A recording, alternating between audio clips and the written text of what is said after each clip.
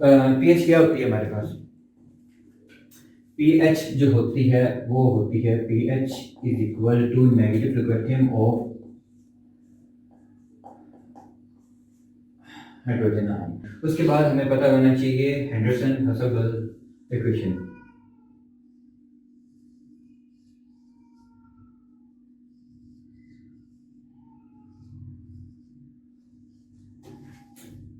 Henderson Hasselbalch equation हमारे पास क्या है? P H is equal to p K a plus log, यानी कि ये हमारे पास कॉन्जुगेट बेस है और ये हमारे पास वीक एसिड है।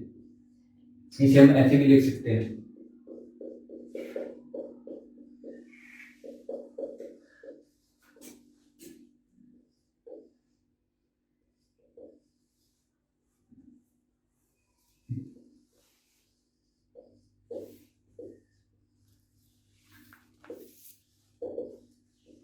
ठीक है। ये हमारे पास आ जाती है हेंडरसन हसलबर्ग इक्वेशन का। हेंडरसन हसलबर्ग इक्वेशन में ये होता है कि बेसिकली हम इसे एक और फॉर्म है जिसे हम लिखते हैं, आपको इजीली अंडरस्टैंड हो जाएगा। एच पॉजिटिव नेगेटिव और वीक एसिड। ठीक है, ये फॉर्म हमारे पास कुछ इस तरह से आई थी। ये जब न्यूट्रलाइज होंगे, ठीक है, तो हमारे पास आ जाएंगे ए नेगेटिव प्लस एच पॉजिटिव, यानी कि हमारे पास ये प्रोडक्ट आ गया। ठीक है, तो हमने इनकी के वैल्यू मालूम करनी है। के हमारे पास क्या है? के हमारे पास डिसोसिएट कांस्टेंट है।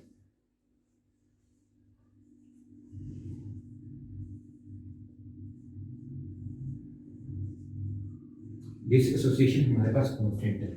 ठीक है, तो हमने इन चीज़ों का यूज़ करते हुए मैंने आपको बता दिया पीएच की वैल्यू कैसे निकालनी है। पीएच की वैल्यू यहाँ से निकालनी है।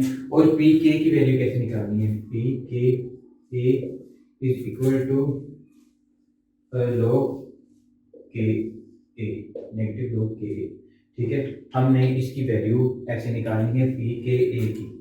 ठीक है, और पी एच की वैल्यू यहाँ से निकालनी है, लाइक एसिटिक एसिड जो मोस्ट इंपॉर्टेंट यानी कि मोस्ट कॉमनली यूज होती है एसिटिक एसिड में।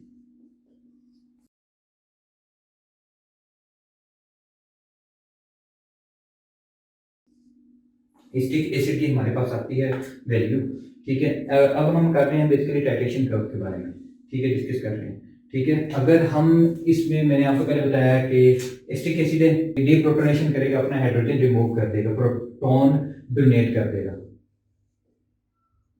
डीप्रोटोनेशन, ठीक है, हम डीप्रोटोनेशन हम इसे कहेंगे, ये अपना प्रोटॉन डोनेट कर देगा। ठीक है, जब प्रोटॉन इसने डोनेट कर दिया तो ये कुछ इस तरह का बन जाएगा।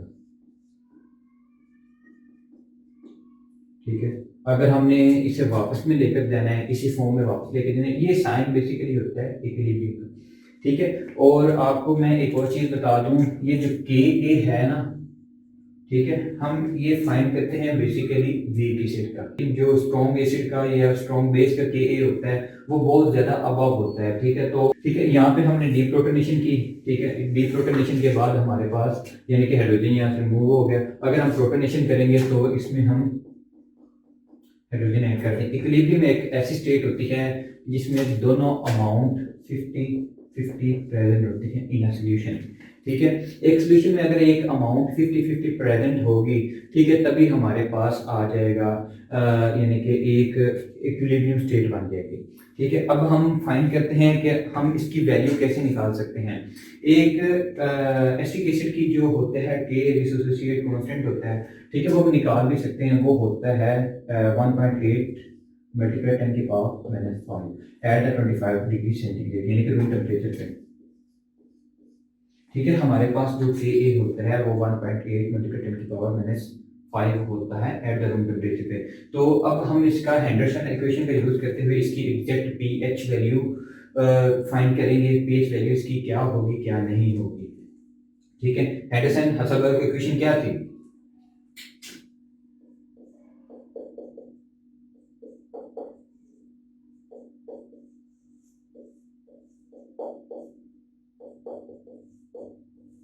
ये हमारे पास कॉन्जुगेट बेस है।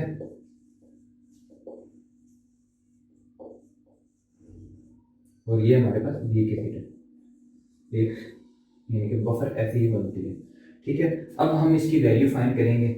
लोग ये पी के ए की वैल्यू हमें क्या है, हमें हमारे पास गिवन है, हमें मालूम है, यानी कि 1.8 मल्टीप्लाई 10 की पावर -5। ठीक है, और इसका हमने लोग लेना है, यानी कि पी के की वैल्यू का हमने लोग लेना है।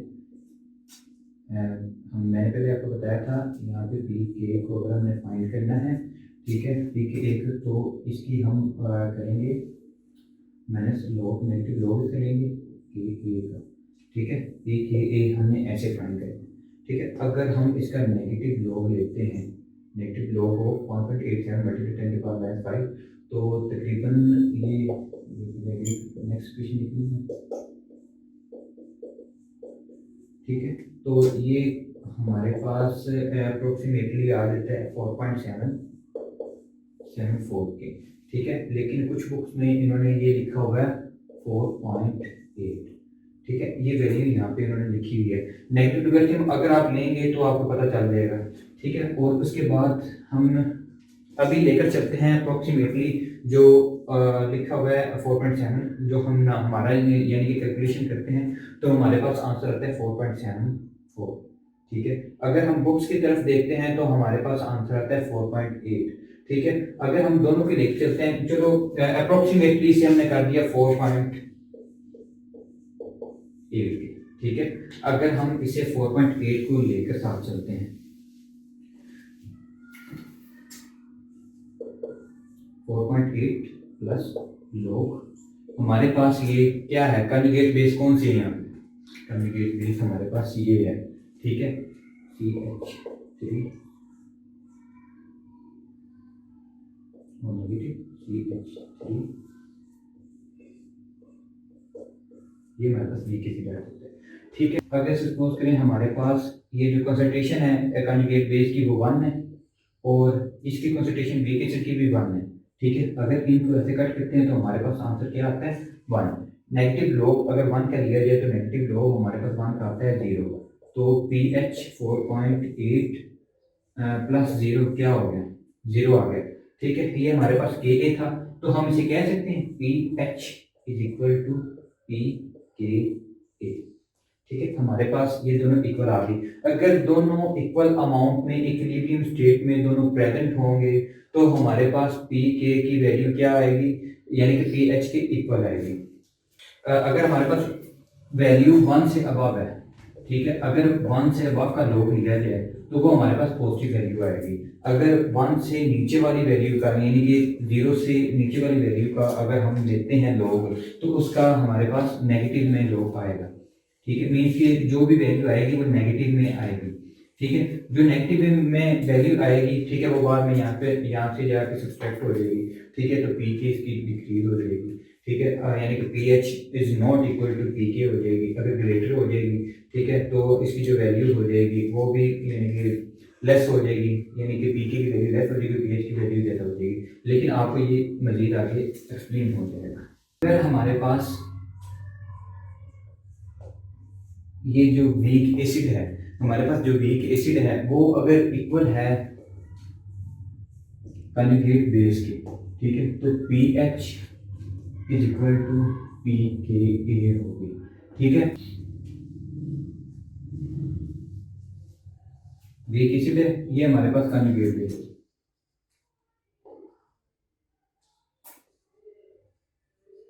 ये हमारे पास कंजुगेट है। अगर कंजुगेट वीक एसिड की वैल्यू लेस देन आती है इससे, यानी कि कंजुगेट बेस से, तो हमारी पी एच ग्रेटर होगी पी के ए से।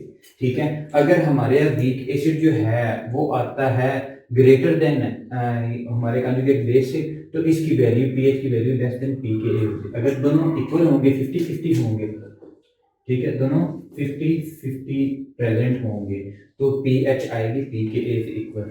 ठीक है, अब मैं आपको एक ग्राफ बना के समझाता हूँ। बस एक ये ग्राफ है, ठीक है, इसकी हम पीएच लिखते हैं।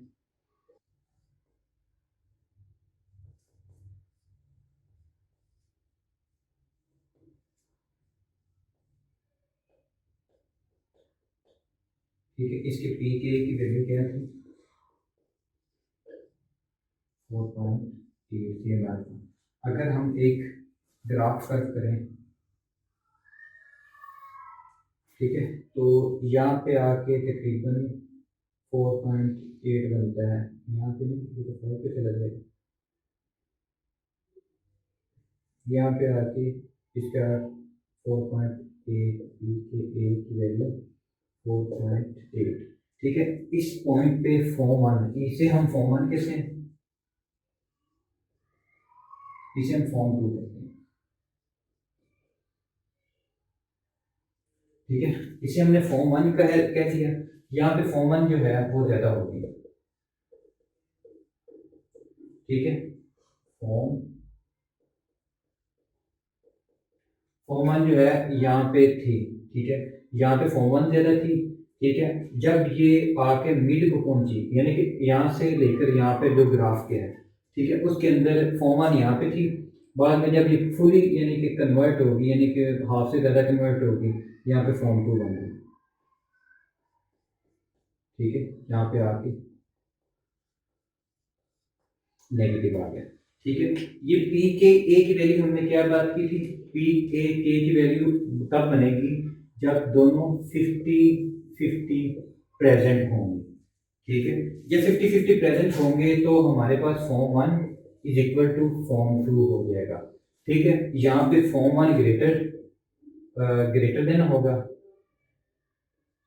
ग्रेटर देन फॉर्म टू, यहाँ पे फॉर्म टू जो है वो लेस देन होगा, और यानी कि form two greater than form one, यहाँ पे फॉर्म वन ग्रेटर होगी, यहाँ पे फॉर्म टू ग्रेटर होगी। यहाँ पे फॉर्म वन जस्ट कन्वर्ट होना स्टार्ट हुई थी, ठीक है, फॉर्म टू में गई, जहाँ पे ये मिड पॉइंट आया, दोनों में 20-20 यानी कि 50-50 प्रेजेंट हुए, ठीक है। तो हमारे पास फॉर्म वन और फॉर्म टू इक्वली प्रेजेंट हुई थी इसके अंदर। ये था हमारे पास बेसिकली टाइट्रेशन का।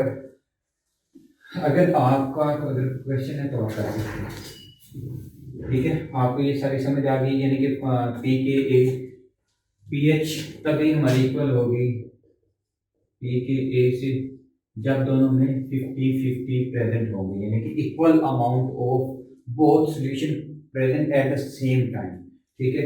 दिस इज नाउन एज हमारा डिसोसिएशन कांस्टेंट, ठीक है, यानी कि इक्विलिब्रियम, सॉरी इसे हम कहेंगे, ठीक है। डिसोसिएशन कांस्टेंट की आप वैल्यू फाइंड कर सकते हैं, वो मैंने आपको सारा समझा दिया। अब हम एक और एग्जांपल लेते हैं एलानिन की, जिसके बारे में हम बेसिकली बात कर रहे हैं। अमाइनो एसिड का टॉपिक है, ठीक है। अमाइनो एसिड क्या होते हैं, बिल्डिंग ब्लॉक्स ऑफ प्रोटीन होते हैं। अमाइनो एसिड बेसिक भी होते हैं, एसिडिक भी होते हैं, और एम्फोटेरिक कंपाउंड होते हैं, मींस कि उसके अंदर दोनों कंपाउंड प्रेजेंट होते हैं, एसिडिक और बेसिक कैरेक्टर मौजूद होते हैं। अगर हम एक एलानिन की एग्जांपल लें, ठीक है, एलानिन अगर हम एक लेते हैं ज़्विटराइन, ठीक है, ज़्विटराइन हमारे पास क्या होते हैं, जिसके अंदर दोनों कैरेक्टर यानी कि दोनों साइन प्रेजेंट हो, और इसका नेट चार्ज जो होता है वो 0 होता है। ये हमारे पास अल्फा कार्बन आ गया, अल्फा कार्बन के साथ हमारा यहाँ पे एक हाइड्रोजन, नाइट्रोजन और sorry amino group, alkyl group, और यहाँ पे कार्बोक्सिल ग्रुप इसका ऐड है। ये हमारे पास क्या आ जाती है, एक न्यूट्रल फॉर्म आ जाती है, ठीक है। अगर न्यूट्रल फॉर्म आ जाती है तो अब हम इसे एसिडिक में लेकर जाते हैं। एसिडिक में लेकर जाने के लिए हम क्या करते हैं, इसमें एसिडिक में लेकर जाना है अगर हमने, तो इसमें हम क्या करेंगे, इसमें हम प्रोटोनेशन करेंगे, यानी कि एसिडिक में प्रोटोनेशन वही होगी ना, जहाँ पे अगर हमने प्रोटोनेशन करेंगे तो एसिडिक में जाएगी, मीन्स के अगर आपके पास एसिड प्रॉपर्टीज क्या होती हैं, एसिड प्रोटॉन डोनेट करता है, ठीक है, और बेस क्या होती है, प्रोटॉन एक्सेप्ट करते हैं। अगर हमारे पास सोल्यूशन एसिडिक हो रही है, ठीक है, एसिडिक सोल्यूशन में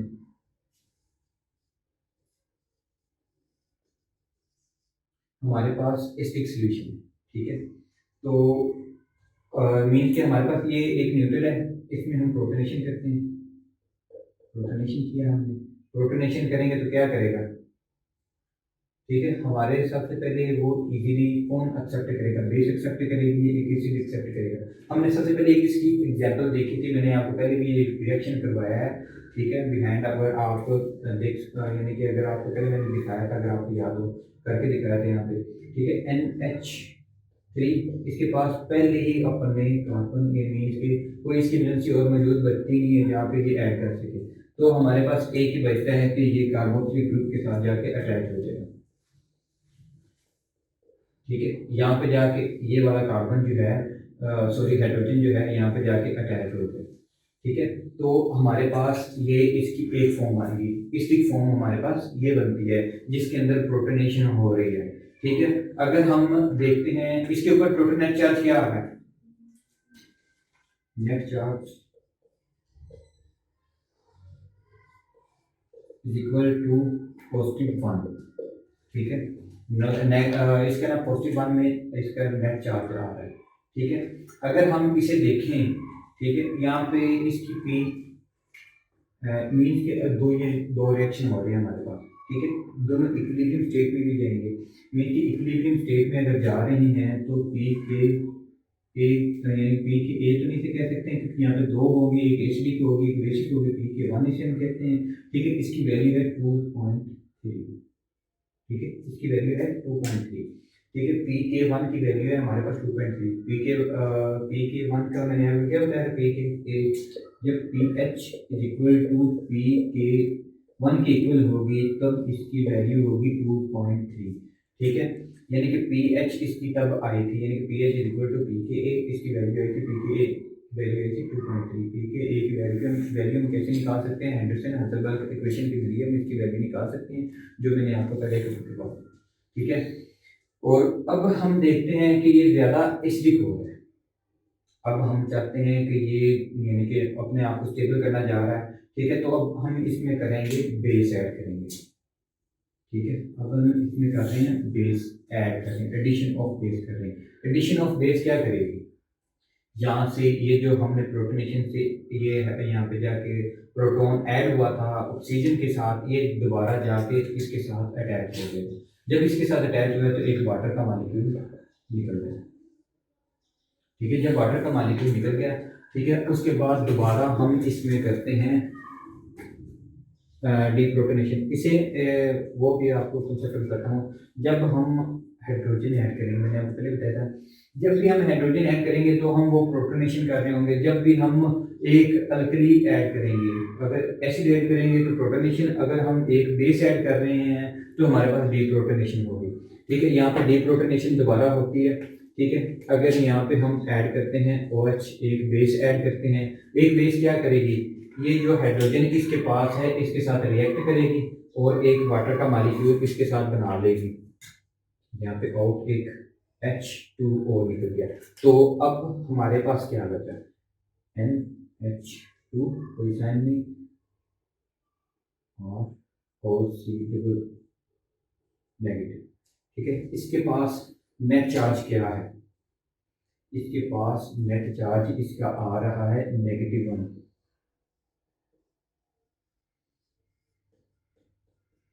नेट चार्ज आ रहा है इसका -1। यहाँ पे नेट चार्ज आ रहा था +1, यहाँ पे नेट चार्ज आ रहा है -1। ठीक है, यहाँ पे डीप्रोटोनेशन हुई,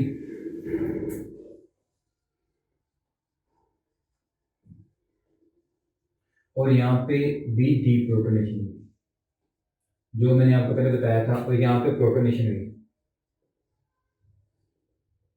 जब हमने अभी प्रोटोनेशन करेंगे, प्रोटोनेशन, ठीक है, हमने अब इसमें ये हमारे पास पहले आ गई थी, इसकी जो बेसिक फॉर्म थी हमारे पास ये आ गई है। ठीक है, ये इसकी बेसिक फॉर्म है, यानी कि बेसिक कंडीशन है इसकी।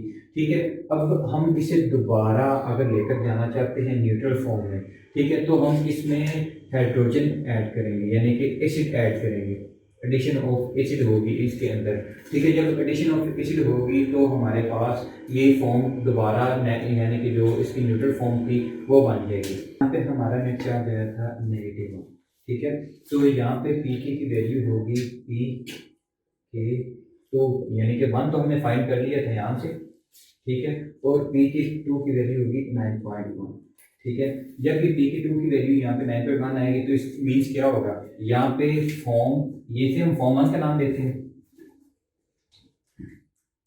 ये पहले को फॉर्म 1, इसे हम फॉर्म 2 का नाम देते हैं, न्यूट्रल फॉर्म को। इसे हम फॉर्म 3 का नाम दे देते हैं। ठीक है, हमने क्या पढ़ा था पहले, पी के ए की वैल्यू 2.3 है। इस पॉइंट पे जो भी यानी कि वैल्यूज होंगी, जो भी दो सोल्यूशन होंगी, दो कंसिडरेशन होंगी, वो एक ही सोल्यूशन सेम होंगी, मीन्स 50-50 होंगी। तो यहाँ पे हम कह सकते हैं ये 2.3 जो वैल्यू है पी के 1 की, इस पे फॉर्म 1 और फॉर्म 2 एक दूसरे की इक्वल होगी। जहाँ पे ये दोनों इक्वल होंगी तो वहाँ पे ये बफर की तरह एक्ट करेगी। ठीक है, तो यहाँ पे इसकी पी एच वैल्यू की वैल्यू हमारे पास होगी लेस देन 2। लेस देन 2 क्यों होगी? क्योंकि हमारे पास, हमें पता है कि बफर एक्ट करती है एक पॉइंट आगे से एक पॉइंट पीछे से। ठीक है, मीन के 1.3 और 3.3 के दरमियान ये एक्ट करेगी बफर। ठीक है, पीएच की वैल्यू हमारे पास क्या आएगी? लेस देन 2 आएगी। और यहाँ पे हमारे पास पी एच की यानी पी के 2 की वैल्यू आई थी 9.1। यहाँ पे फॉर्म 2 और फॉर्म 1 इक्वल होंगी। ठीक है, यहाँ पे फॉर्म 2 और फॉर्म 1 इक्वल हो जाएंगी। इक्वल होंगी तो क्या होगा हमारे पास? पी एच की क्या आएगी? Greater than P H greater than 10 आएगी। 10 क्यों आएगी? यहाँ पे पी एच थी, ये एक्ट करेगी 8.1 से लेके 10.1 तक। यहाँ पे मैक्सिमम बफरिंग कैपेसिटी होगी यहाँ पे। ठीक है, ये इसका आइसो इलेक्ट्रिक पॉइंट है जिसे हम पी आई बी कहते हैं। Iso electric point, iso electric point ऐसा पॉइंट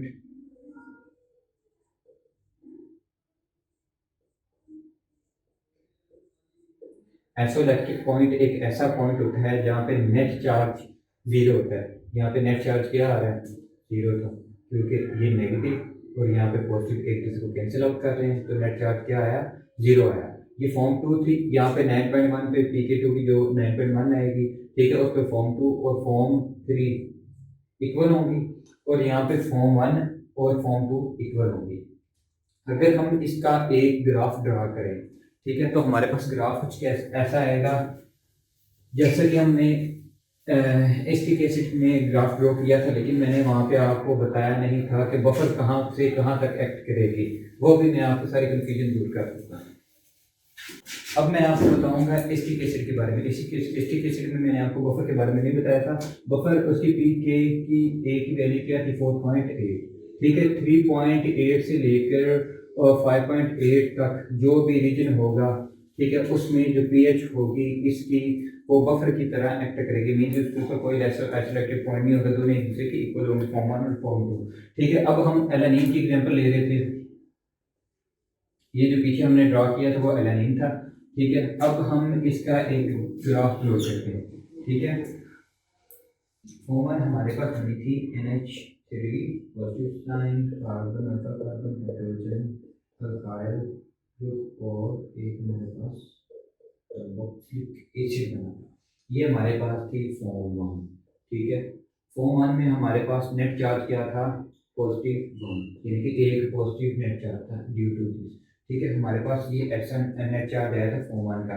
ठीक है, फॉर्म 1 यहाँ से स्टार्ट होती है, जब ये फॉर्म 2 पे जाती है, ठीक है, तो फॉर्म 2 की वैल्यू हमने फाइंड करनी है। फॉर्म 2 की वैल्यू हमने कैसे फाइंड करनी है? हमारे पास 2.3 थी, और पी के वन प्लस पी के 2 डिवाइडेड बाय 2। हम इससे हमारी जो आइसोइलेक्ट्रिक पॉइंट है पी आई है वो हम फाइंड कर सकते हैं। ठीक है, अगर हमारे पास ये देखें फॉर्म 1 हमारे पास क्या थी? 2.3 थी पी के। ठीक है, 2.3 प्लस 9.1 थी हमारे पास इसकी पी के 2 डिवाइडेड बाय 2। ये बन गया कोई 11.4 डिवाइडेड बाय 2। टू 5 10 और 2 7 14। ठीक है, ये हमारे पास आ जाता है आइसोइलेक्ट्रिक पॉइंट। पी आई से हम इसे डिनोट करते हैं। आइसोइलेक्ट्रिक पॉइंट ऐसा पॉइंट होता है जिसमें नेट चार्ज जो होता है वो जीरो होता है। ठीक है, तो अब हम देखेंगे इसका ग्राफ ड्रॉ करेंगे कुछ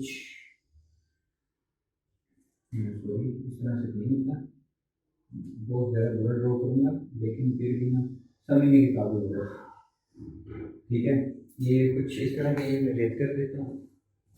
आपको साइड पे भी ये ग्राफ नज़र आ रहा होगा, ठीक है, वो कुछ इस तरह का ही होगा, ठीक है। हमारे यहाँ पे वैल्यू क्या आई थी, 2.3 आई थी, ठीक है। यहाँ पे 2.3, यहाँ पे फॉर्म 1 आती है, फॉर्म 1 2.3, यहाँ पे form 1 is equal to form 2 हो गई। हमने पढ़ा था पी के जब इक्वल होगी पी एच से तभी हमारे पास पूरी वैल्यू इसकी आएगी, ठीक है। नहीं तो ऊपर नीचे वैल्यू हमारी आती रहती है, ठीक है। फॉर्म 1 और फॉर्म 2 इक्वल होंगे 2.3, ठीक है। ये ऐसा पॉइंट होगा जिसमें दोनों 50-50 प्रेजेंट होंगे, ठीक है। फॉर्म 1 हमारे पास ये थी, फॉर्म 2 हमारे पास आती है, हमने वैल्यू क्या निकाली थी,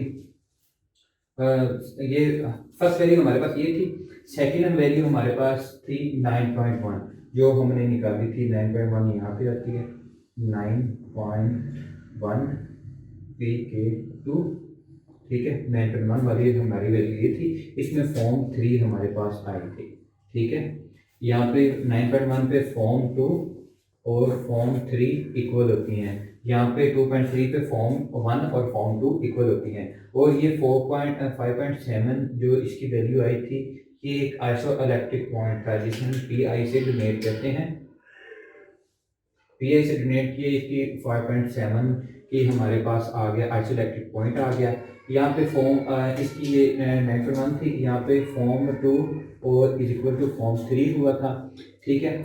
ये हमारे पास था कोई 0.5 और ये हमारे पास 1.5 का आया था, ठीक है। 1 पे हमारे पास आइसोलेटेड पॉइंट आ गया था, सेकंड फॉर्म आ गई थी इसकी, ठीक है। ये हमारे पास ग्राफ था। सेकंड पॉइंट पे हमारे पास क्या शेप आती है, सेकंड पॉइंट पे हमारे पास शेप आती है NH3 positive sign, alpha carbon, hydrogen और कार्बन ग्रुप, और यहाँ पे ये हमारे पास आती है इसकी आइसोइलेक्ट्रिक पॉइंट जिसके ऊपर नेट चार्ज हमारा आता है 0, ठीक है। और थर्ड फॉर्म इसकी आती है alpha carbon, alkyl, negative charge NH2, ठीक है। इसके ऊपर इसके हमारे पास हमने क्या पढ़ा था, इसका नेट चार्ज जो होता है वो होता है 1 -1, ठीक है।